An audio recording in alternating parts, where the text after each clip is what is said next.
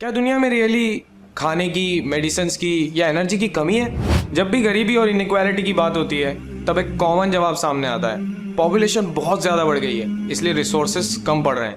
लेकिन कुरान इस मसले को एक बिल्कुल अलग ढंग से देखता है। कै ला यकून दुलतम बैनल अग्नियाई मिनकुम, ताकि ये माल तुम्हारे मालदार लोगों के दरमियान ही घूमता ना रह जाए।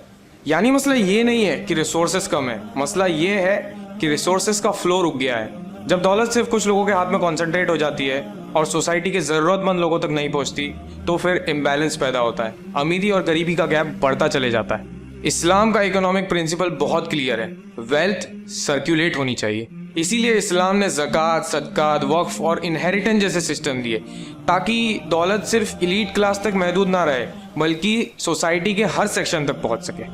प्रॉब्लम रिसोर्सेज की कमी नहीं बल्कि इंसाफ के साथ उसकी डिस्ट्रीब्यूशन की है। जब दौलत सर्कुलेट करती है तो सोसाइटी बैलेंस होती है और जब वो सिर्फ चंद हाथों में सिमट जाती है तो सिस्टम कमज़ोर हो जाता है। कुरान को समझकर पढ़िए और उस पर अमल कीजिए।